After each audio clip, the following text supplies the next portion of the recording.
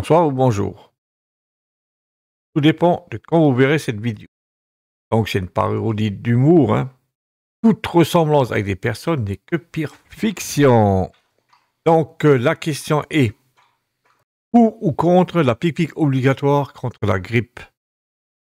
Question va poser dans cette diffusion. Et vous verrez les réponses. Donc je vais vous montrer ça tout de suite. Vous allez voir, c'est quand même incroyable.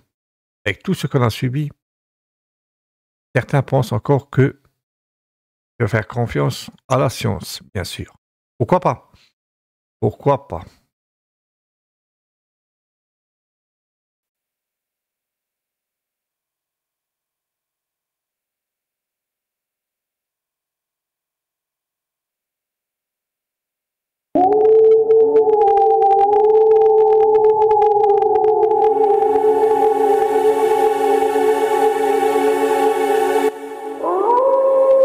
D'accord avec lui ou pas, faut-il rendre la vaccination obligatoire? On va regarder ce qu'il a dit Yannick Neuder, qui est apparemment le ministre de la Santé. Je connaissais pas. Se poser un certain nombre de questions, notamment les plus vulnérables, puisque 80% malheureusement des patients qui sont en réanimation pour l'épisode de grippe sont des patients non vaccinés. Donc j'ai mandaté la Haute Autorité de Santé pour me rendre un rapport très circonstancié sur comment envisager la vaccination en 2026 en 2025 pour la grippe. 2025 ou 2026? Moi, je continue à dire qu'on doit tout à la science, on doit tout à la recherche, on doit tout au vaccin, à tous les vaccins. Il faut rappeler que quand même, si on est venu à bout de la coqueluche, du tétanos, de la poliomyélite, de la diphtérie, de la rougeole, de la rubéole, des oreillons, de l'hépatite B, et j'en passe, c'est grâce à la vaccination. Donc on a beaucoup de chances de pouvoir être vacciné. Et dans le cas de la grippe, je pense que ce serait très bien de rendre obligatoire la vaccination pour les plus de 65 ans. Les gens les plus âgés, les plus fragiles, ceux qui sont le plus peut-être en réanimation. C'est une personne âgée.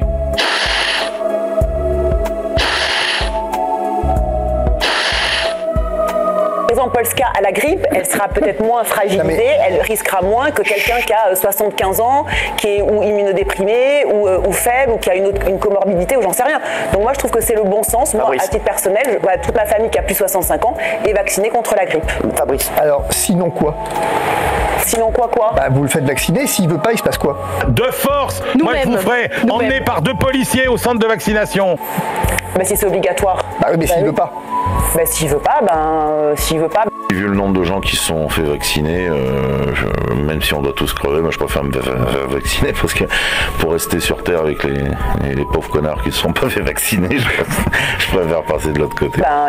Il va se faire quand même vacciner, puisque c'est obligatoire. D'accord, mais s'il veut toujours pas. Police vient le chercher. Imaginons le rebelle qui veuille toujours pas céder à vos injonctions. Lorenzo Lamas. Qu'est-ce qu'il fait? Non, parce que quand vous mettez une obligation, il faut la sortir. Personne à la ref. Il faut qu'il y ait quelque chose derrière.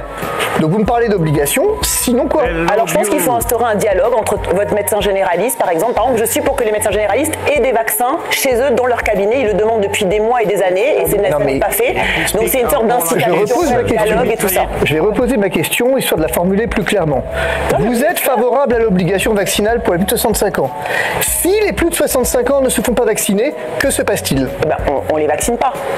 Donc en fait, vous n'êtes pas pour l'obligation. Donc une obligation non assortie de sanction. Ne vous inquiétez pas. Cette obligation-là me va très bien. Moi, je suis pour une sanction. D'accord. On s'en fout, on vous a rien demandé. Ne soyez pas Appelez, téléphonez, et on vous vaccinera de force. Moi, je vous ferai emmener par 2 policiers au centre de vaccination. Parfaitement. Moi, je pense que c'est du bon sens à partir du moment où on a plus de 65 ans. Alors vous savez, c'est une chance de pouvoir. Le bon sens près de chez vous. Faire attention au bon sens. Par exemple, le bon sens commande de dire que le ministre ne donne pas les bons chiffres.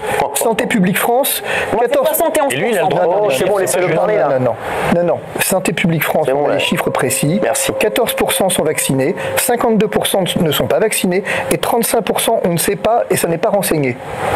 C'est clair. Je veux dire, voilà, fin de l'histoire. On ne sait pas.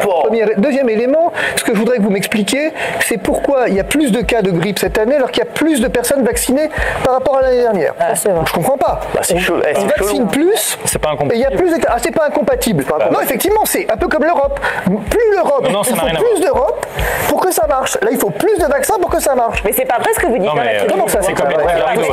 Qu'est-ce qui est pas vrai? Non, bah là, qu'est-ce qui est pas vrai? Non, il ment pas. Alors, je vais abrir des vidéos, j'ai jamais vu en mentir. novembre 2024, la couverture vaccinale grippe, c'est l'ensemble des personnes ciblées par la vaccination, était de 35,2%. Nous sommes en novembre 2024.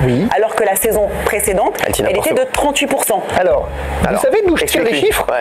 Du syndicat national des pharmaciens. Non. Donc si effectivement le syndicat, si vous accusez le syndicat national des pharmaciens de mentir, voyez ça avec lui. Ah ouais, là, quand on parle du syndicat des pharmaciens, à un moment, c'est-à-dire que vous avez le syndicat des pharmaciens qui vous dit on a vacciné plus de monde que l'année dernière. Voilà. Bon, maintenant, si. Mais Géraldine Maillet qui va dire le contraire. Avec le fait que le fait est que je réponds à la question. C'est qu'en fait, quand un homme est impuissant, il accuse sa femme. Quand un État est impuissant, il accuse les patients. I love you. I love you.